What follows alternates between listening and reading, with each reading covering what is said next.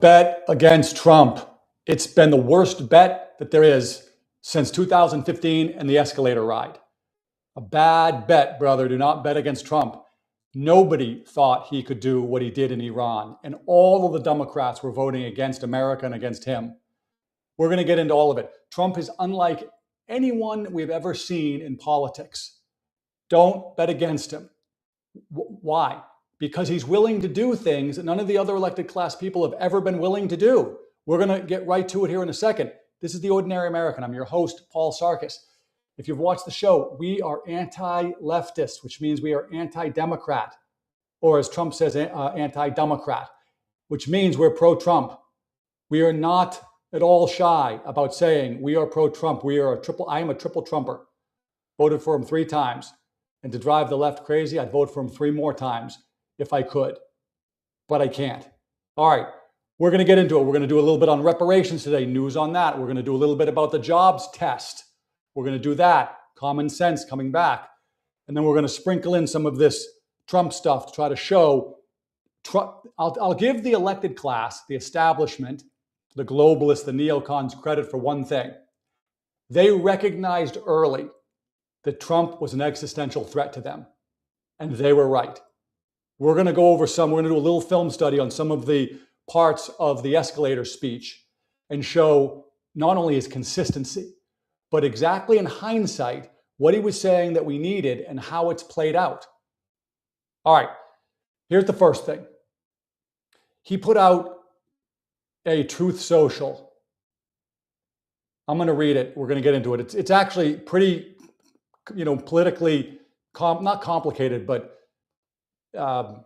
in depth here. And we'll go over it. The Republicans agreed with Democrats to remove very fair and talented Bill Pulte from serving as acting DNI in return for getting FISA approved by the Democrats. Okay, there's the setup. The Republicans, they did not do what Trump wanted. His own party did not do what he wanted. They said, we're smarter than him. We'll bet against him. We're going to go around him. They're all afraid. Why is the whole elected class pooping their pants over Bill Pulte? What is going on with that? That alone makes me want to see him in place as the head of DNI. Okay, but what Trump is saying here is that the Republicans went around me. I wanted to tie it all together, save America. You got to do a whole bunch of things together. No. Not for this. They went around him. They said, oh, we made a deal. What happened? However, the Republicans, idiots, moved so fast with the hearings of the great Jay Clayton, Southern District, blah, blah, blah, that Pulte would be gone before the Democrats would vote on FISA. 2 things there. The Republicans haven't moved fast on anything. We can't get any bills through. He can't get any of his nominees approved. They don't even go into recess, as we've talked a lot about on here. They won't do the Save America Act. They take 75 vacations a month. And now suddenly, when faced with Bill Pulte, going to go in as the acting head of DNI, they suddenly scramble and get Jay Clayton on the schedule in a few days. What the devil is going on? Honestly. And what he's pointing out here is the Republicans were set up to be suckered again. I don't think it's being suckered. I think they do this on purpose because they are not rooting for the ordinary American. Donald Trump is the first, only, and best advocate that the ordinary American has had in my lifetime. I'm 58. All right? See what he's saying here? Now the Democrats are saying they will vote against FISA. So the Republicans wound up having fulfilled their commitment, but Democrats broke the deal. He says all the time, he says it in the escalator speech, stupid negotiators. These Republicans don't really have anything on they have no skin in the game. They're all insider trading. They've got their side deals and their nonprofits and the theft from that.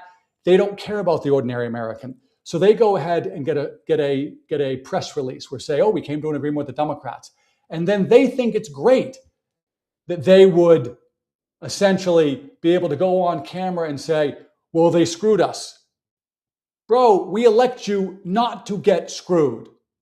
That's why we put Trump in. And he's doing it. Where are we? Because of the views of the Republicans on, wait. So the Republicans wound up having to fulfill their, and they broke the deal. In addition, newly nominated U.S. Attorney Jamie McDonald must be confirmed and blue slipped. Because of the ridiculous views of the Republicans on blue slipping, Democrats are often willing to nix it. I may not be able to get the extraordinary Sullivan and Cromwell partner Jamie approved, and I don't want to take Jay Clayton away from the great job he's doing until Jamie's in place. You see what he's saying? The blue slip is this dumb thing where if you are a senator from where the guy comes from, you can blue slip, which essentially gives you the chance to veto the pick. Republicans never do it. Democrats do it. So Trump is saying he's not going to get his pick. So now what is Trump doing? This is the punchline. He's saying, well, I don't want to take Jay Clayton away. He's doing a great job at the Southern District.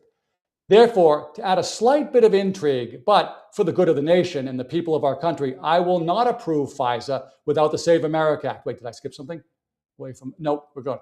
Without the Save America Act, good. Going along with it. Not complicated, actually. The Republicans fell into a trap. Yes, the Republicans don't care. They're not the advocate for the ordinary American. Trump is. We elected Trump. We actually elect all of our politicians to protect us like this. But the Republicans, they just want to get reelected. They're out for themselves. They'll do deals with the Democrat. I will guarantee you this was a prearranged deal with the Democrats.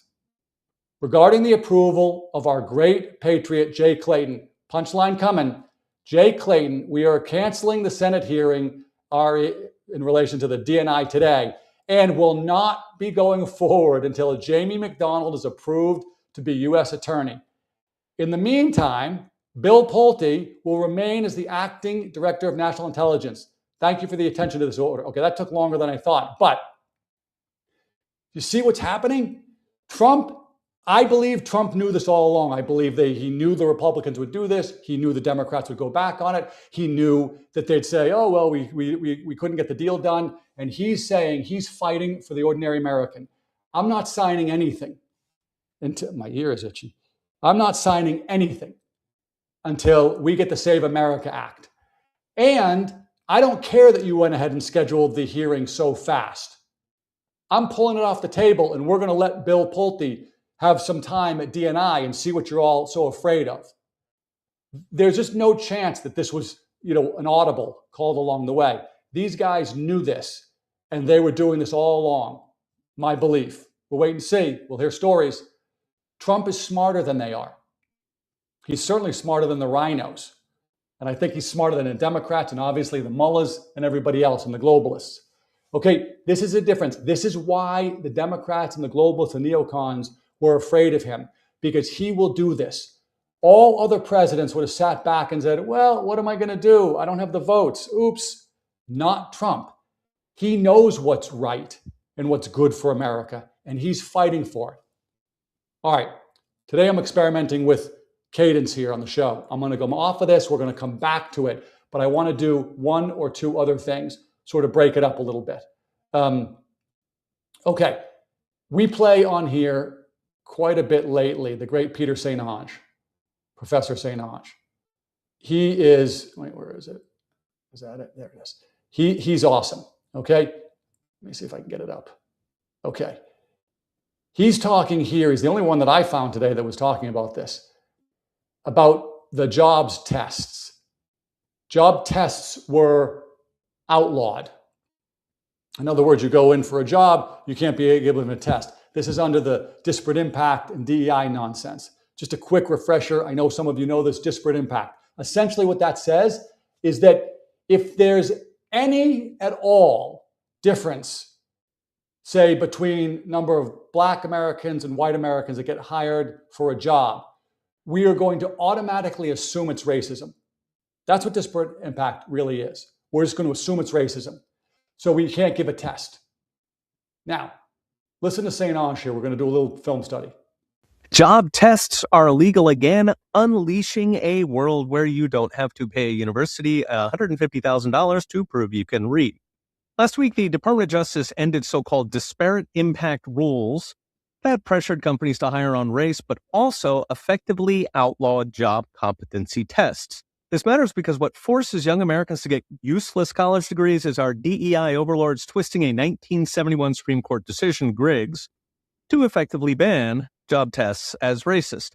That created an opening for colleges to effectively sell $150,000 job tests bundled with 4 years of gender Yes, indoctrination Peter. and lots of beer. So the 1971 case actually said employers can use tests to measure qualifications, which is common sense, but the Equal Employment Opportunity Commission at Justice would scrutinize the job questions. So if, say, blacks do worse, it proves the test was racist. You are now liable to lawsuits.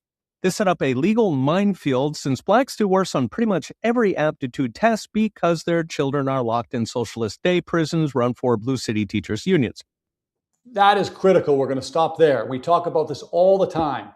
Black Americans, why do you keep on voting for Democrats who have systematically destroyed the schools in your neighborhood so they're illiteracy factories, so your kids who are coming through those systems can't read or write or do math at grade level, or if they happen to squeeze through and have, natural ability, they're not going to certainly be at the level as the kids who are going to other types of schools, because the teachers unions and the Democrats have allowed your schools to be worse. Where are the worst schools? Are they in the white neighborhoods or the black neighborhoods?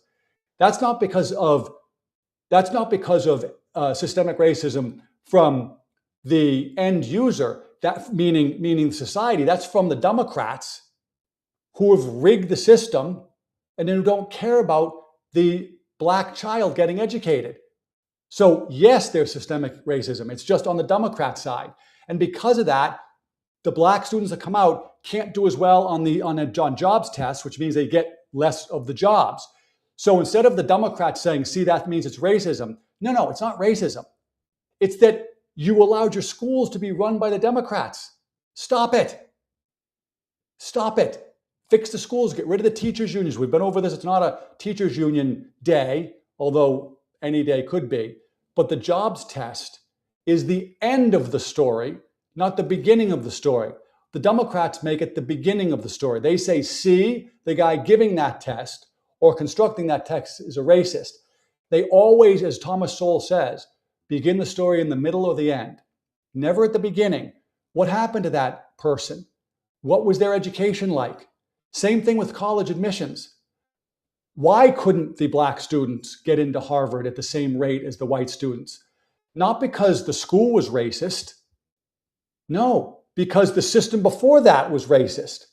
You put Democrats in charge. When was the last time a Republican was in charge of the schools in Los Angeles or Chicago or New York City or Atlanta? When? It didn't happen. So companies responded by replacing tests with credentials, overwhelmingly college degrees. College enrollment doubled, college revenue jumped 14x. In short, colleges got rich selling the only legally safe IQ test, bundled with 4 years of political indoctrination that studies show swinged students 30 points Democrat. Now, this forces young people into debt slavery to pay $150K in tuition. It's actually $300, including 4 years lost wages, to replace a 15-minute aptitude test.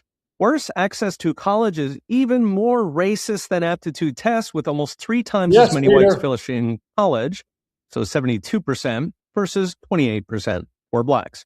So a black kid who is brilliant but whose parents did not steer him to college is SOL thanks to the liberals at DOJ. Now, the problem is this move is just guidance, as in it can be reversed by the next Democrat in the White House. What companies need is certainty that they won't get slammed with lawsuits in 2 years. For that, Congress would have to get off its butt and clarify that job tests are legal so long as they are rationally related to business needs, no matter who passes with what numbers. It's worth noting this is how it works in professional sports. The NBA obviously discriminates on height, but they bought themselves exemptions when everybody else has to pretend that top engineers are perfectly distributed by gender and race. So as next brought to you. Okay. There's so much in there, and we aren't going to get into all of it because we don't have the time, because I want to get back to some of the, pardon me, Trump stuff. But do you see the loop the flywheel he's showing?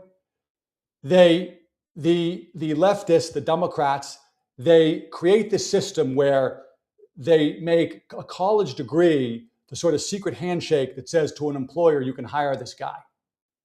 They do that essentially, he didn't mention this part, by our tax dollars. Obama federalized loans and said everybody should get one. So our tax dollars go to provide a loan to the student.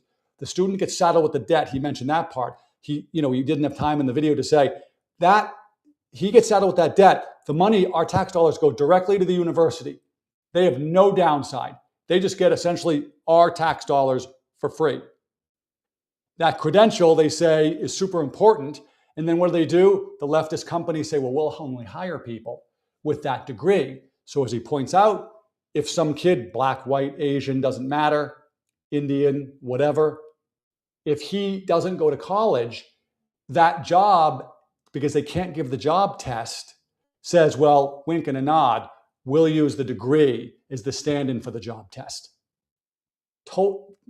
Always beginning the story at the end, not at the beginning. By the Bitcoin way, Trump opened the barn door to dethroning college as paid commissar of social sorting, but Democrats will slam it shut as soon as they can because discrimination has become a key part of Democrat vote buying. Yes. Meanwhile, the colleges selling $150,000 IQ tests are the indoctrination factories and the golden parachute for Democrat politicians and activists to get six-figure jobs on the public dime.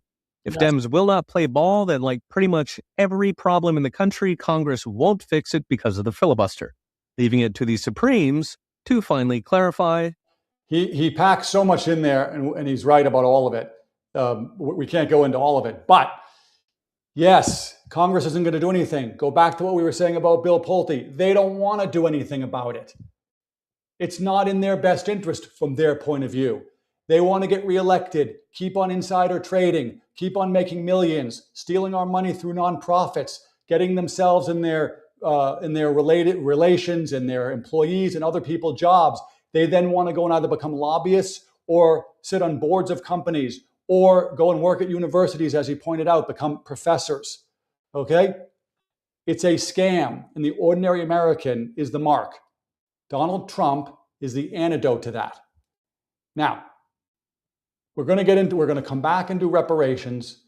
We're going to come back and do, hold on. Okay, we're going to come back and do reparations. We're going to come back and do a couple of things. I want to put up this one headline. We're not going to get into the story, but we are going to show the headline because this is another example of Trump being different. There isn't anybody like him. Labor Department warns states on unemployment fraud. Essentially what this is saying is, we'll read the first part. Acting Labor Secretary Keith Soderling has warned the U.S. states they risk losing federal funding for unemployment insurance benefits if they don't comply with anti-fraud efforts, the Fraud Squad. In a sweeping crackdown on waste, fraud, and abuse, theft of our tax dollars, the Trump administration on Wednesday put governors across all 50 states and U.S. territories on notice, threatening to withhold federal administrative funding from unemployment programs that fail to strengthen oversight and protect taxpayer dollars. Nobody else does this.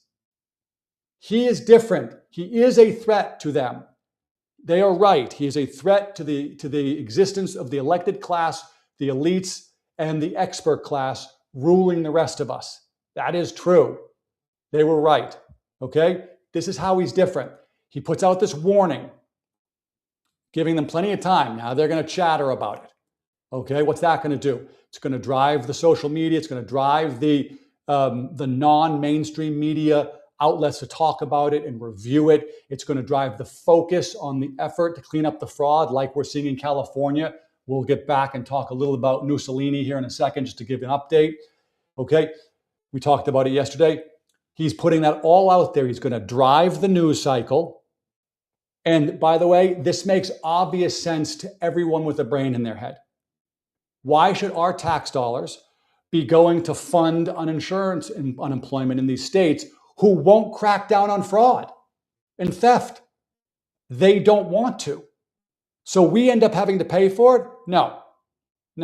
Leave the state, okay, if you don't like it, or get on your politicians to stop the fraud and the theft. He's doing what no other I've never seen a politician do this. They can't handle him. They do not know what to do with him. Okay? That's just one thing on one day. Just one thing on one day. Okay, he's doing that with the voter rolls and the mail-in ballots. He is a threat to them. All right, let's do this one before we get to the film.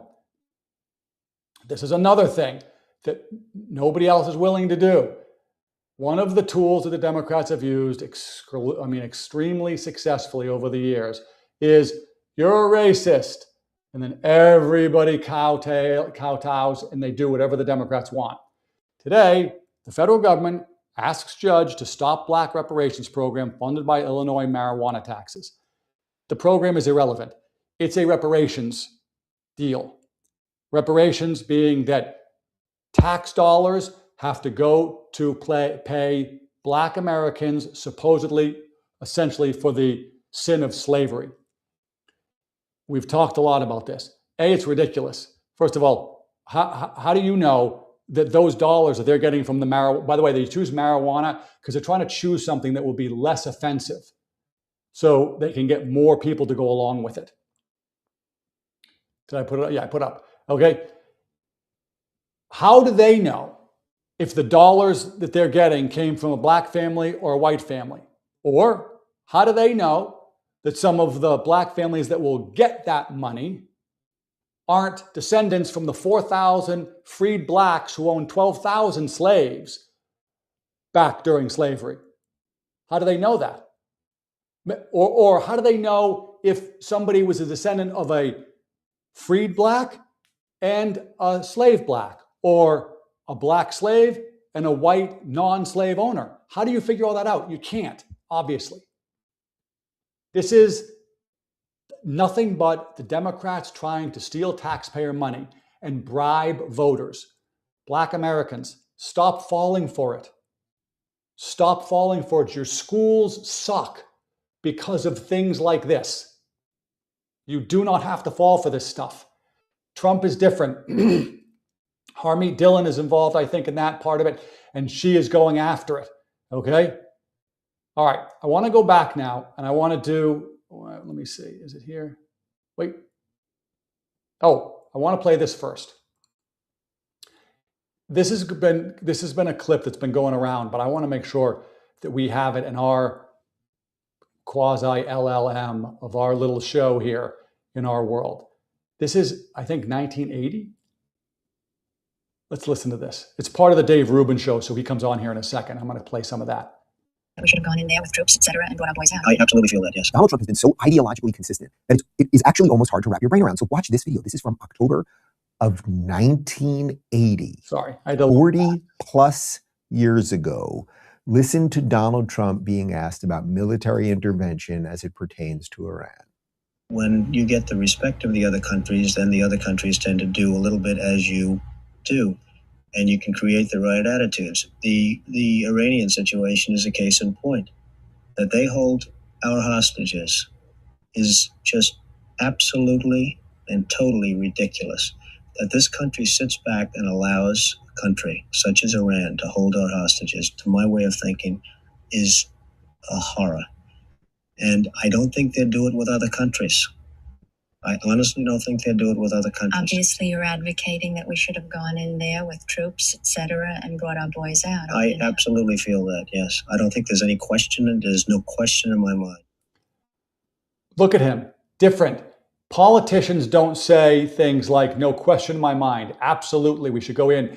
They talk in conjunctions and commas and yes, but, and we have to wait and see. And they try to create 27 sound bites so that when they're cutting their clips, they can give it to any group and say, see, I'm with you.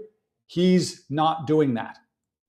He is different than everybody else. And by the way, he said that speech, if you just took the words out and I just read those to you, you could think, oh, he must have said that within the last year. It's the exact same thing.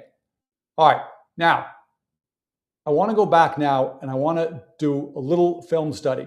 This is the escalator speech, okay? This is the speech that started it all. Let me put it up. Little preamble here. What I could do, which I'm going to do a little of, is I can pick any spot in this speech. We're not going to play the whole thing. It's 47 minutes long, okay? And I am probably going to speed this up to 1.25 just so that we can go a little faster, but not so fast that everybody can't hear it. But I could go to anything, any spot in here, and I will, and it will be almost exactly consistent. I found one place where it wasn't consistent with what he says today. And other than that, it's the exact same thing he's saying. He's consistent because he believes it, because it's his values and his beliefs. And it's different. No one talks like this. And you can see why the elected class in 2015 said, "Hora, we can't have this guy. No way." Or trying to tell all of us ordinary Americans, he's too crass. He uses that word here in a second. I'll see if I can find that spot. He can't be president. He doesn't talk like a president. That's the point. Talking like all the other presidents gets us what all the other presidents have gotten us. You know, I have said to my daughter and to friends and other people when we talk about sports and training and try to be healthy, if you're competing against other people and you're going to do the same training regimen that everybody else does, then the only way you're going to really be better than them is if somehow you have some better natural ability, or maybe just you work harder doing that same training by a little bit. The edge you get is when you find a different training regimen, when you find a different way to think.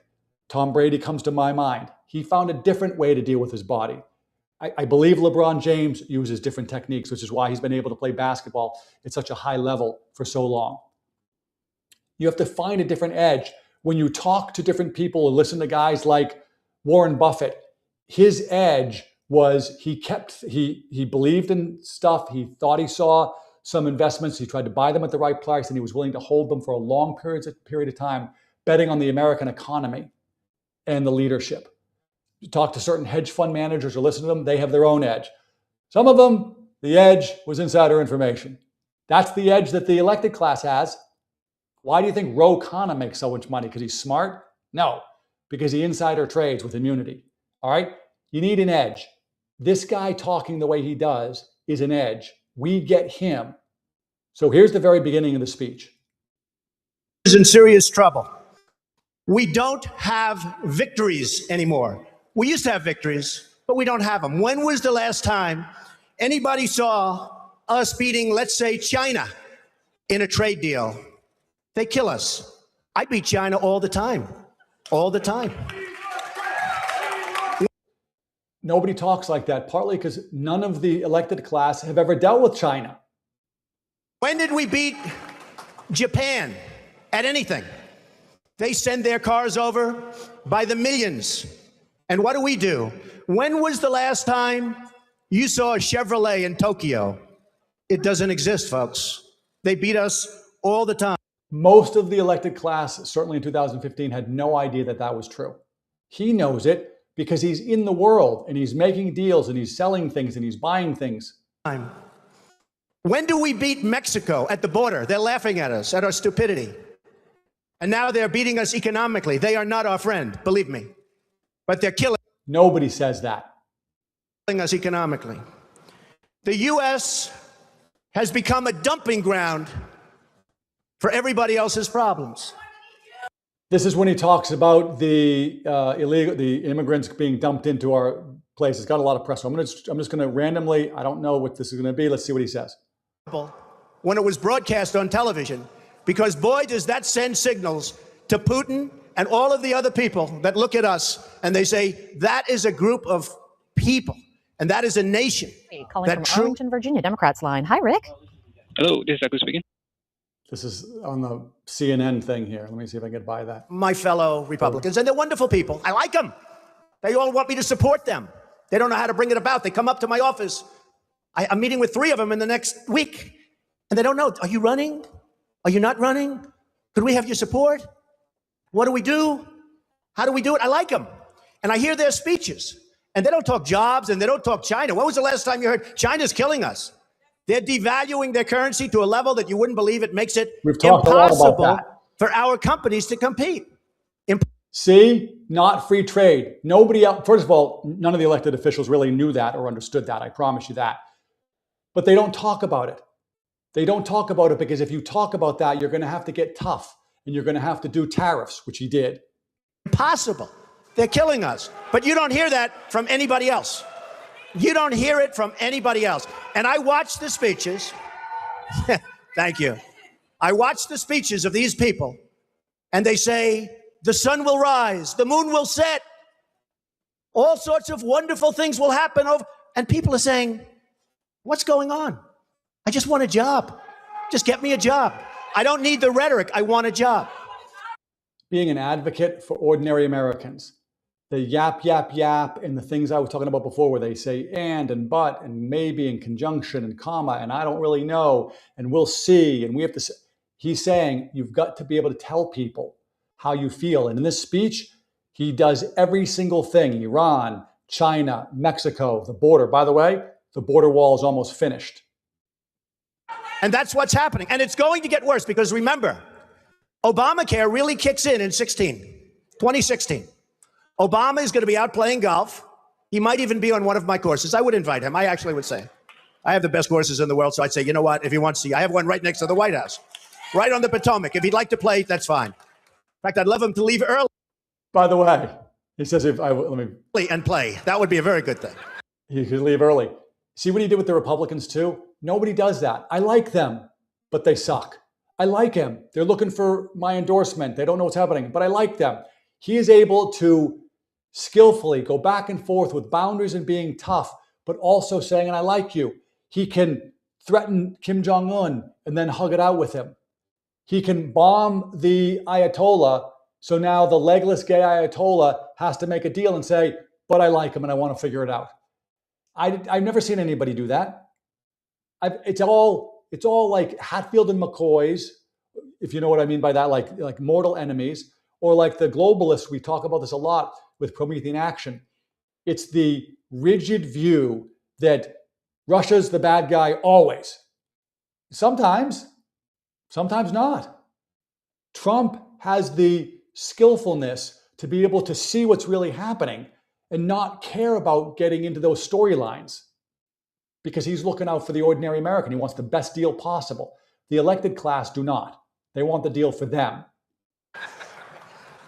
But negative force. He's been a negative force. He wasn't a cheerleader. He was the opposite. We need somebody that can take the brand of the United States and make it great again. It's not great again. We need somebody that literally will take this country and make it great again. We can do that. And I will tell you, I love my life. I have a wonderful family. They're saying, Dad, you're going to do something that's going to be so tough. You know, all of my life I've heard that a truly successful person, a really, really successful person, and even modestly successful, cannot run for public office.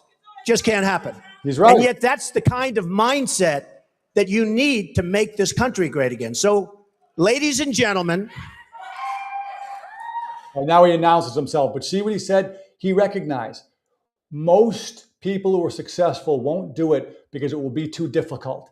He went into it. He said, I am going to do it, and it will be difficult. I don't think he knew it was going to be as difficult as it turned out to be.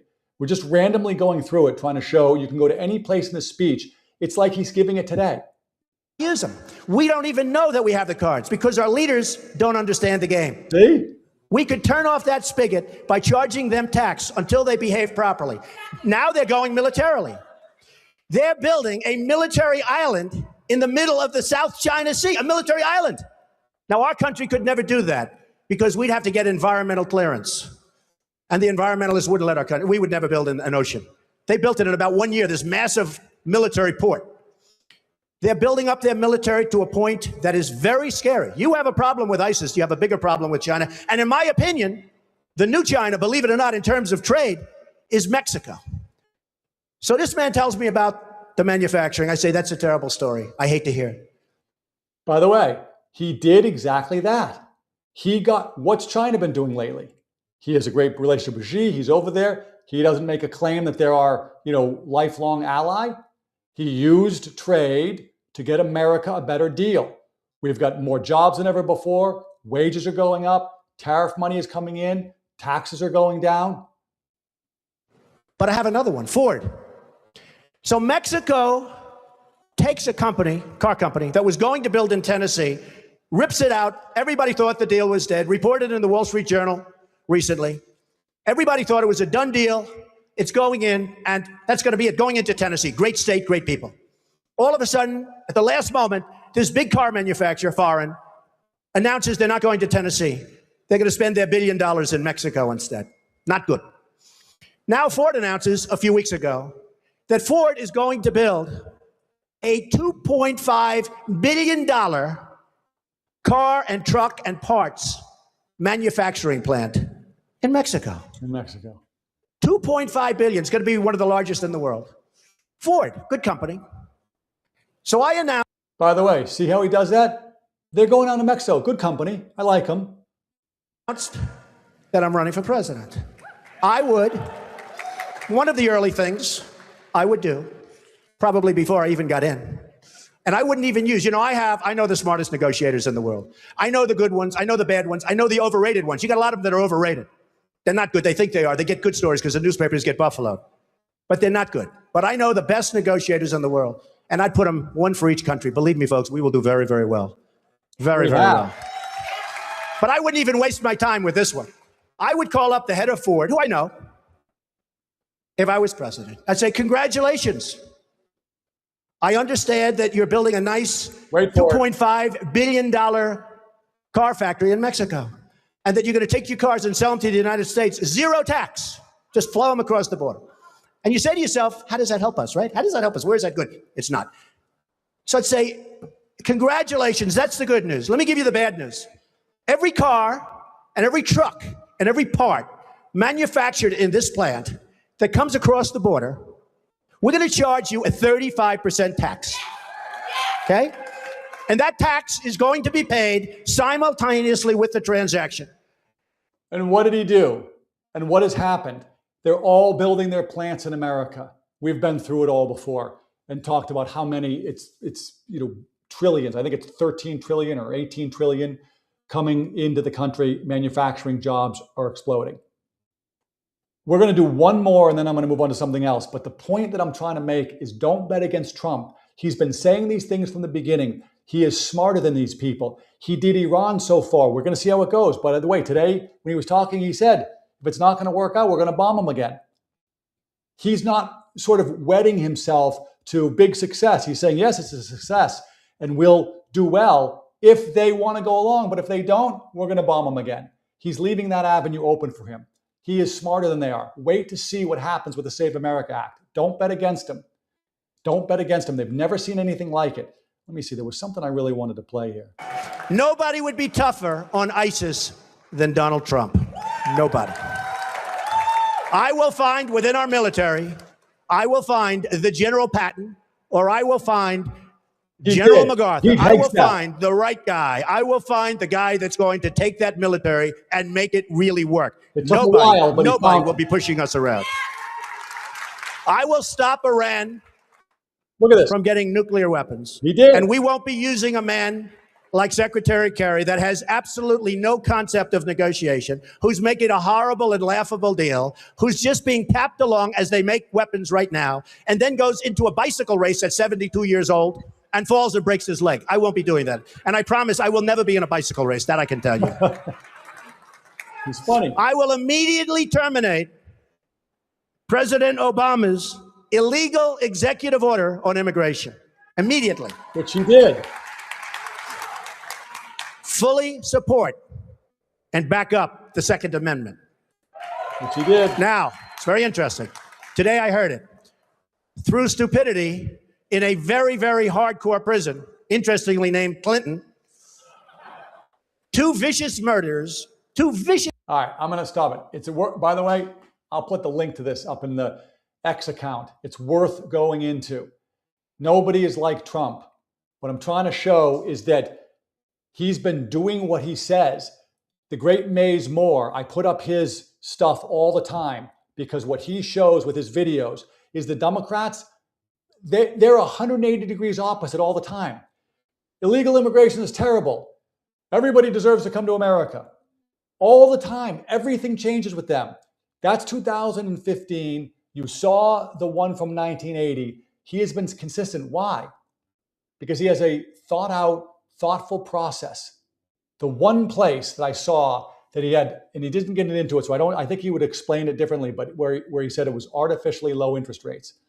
That's the one place where he wants low interest rates. So I don't think it's a contradiction. But other than that, the speech was exactly what everyone else has said forever. Okay? Trump is different. He's smarter than they are. Now, what's the promise with this Iran stuff? Looking at the clock, but I want to get to this. The Middle East has been plagued by wars, conflict, suffering, death, awful. Why? We've been through this before because Promethean Action tells us, Susan Kokinda and Barbara Boyd, they tell us that the City of London, the globalists, the neocons, they all want this conflict to keep going because we get to use American muscle, our people, go over there for forever wars. By the way, Iran, not a forever war. Where are all the people that said it was going to be forever? Huh? Okay, not a forever war. But the neocons, the globalists, the City of London, they used us for almost a century to do the dirty work of keeping conflict going while they extracted wealth. Iran was one of the hubs of that. Saudi Arabia got smart a while ago, and they really wanted to develop something other than just oil and, Bedouins in a desert. And they've started to try to really build over the last 10 or so years their tourism. And I'm going to show a video here. This is a video of Saudi Arabia. And I'm bringing it up to show that what Trump is offering them, if you listen to what he's saying, J.D. Vance has said this too, is we're offering Iran the chance to step into the real world. Stop being on the bad guy side, living in caves, in tents, and running from the good guys. Let your people thrive and prosper. Saudi Arabia wants that. Certainly Israel wants that. Certainly Kuwait wants that. Certainly UAE wants that. They've done probably more than anybody else. The rest of the Gulf states want that now. Even if Trump were to pack up and say, I'm tired of this, the Iranians suck, they lied about everything, deal with it yourself, and he moved on, the other Gulf states would likely step in and get rid of the regime. So that regime, the title of a show about a week ago, they don't realize Trump's their best friend. What he's trying to show them is you can actually develop your country to be something spectacular. Why? Because they have unbelievable natural resources, unbelievable beauty, ocean on two sides, well, a sea and an ocean on two sides. This is a movie. It's a Saudi, it says it's a documentary, but it feels like it's a promotional piece. Let me see if I can get this to play. All right, let's just watch a couple of seconds of this.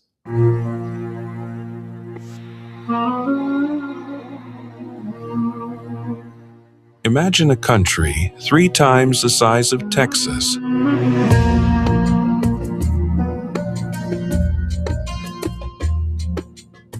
Closed to tourists for nearly a century.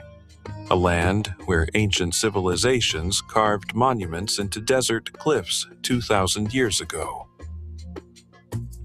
Where the world's largest continuous sand desert meets coral reefs teeming with life. Where ultra-modern cities rise from the sand, and traditions thousands of years old still shape daily life.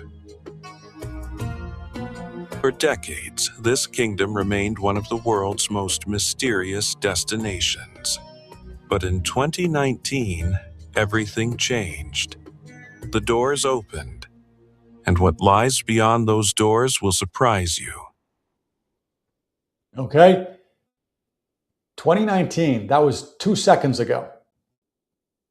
What this is showing, what I'm showing this for, is to show that what Donald Trump is offering the Iranians is an opportunity to build this, to give this to their citizens. The great Ned, who is not Ned, if you've been with the show, you know Ned from the UAE.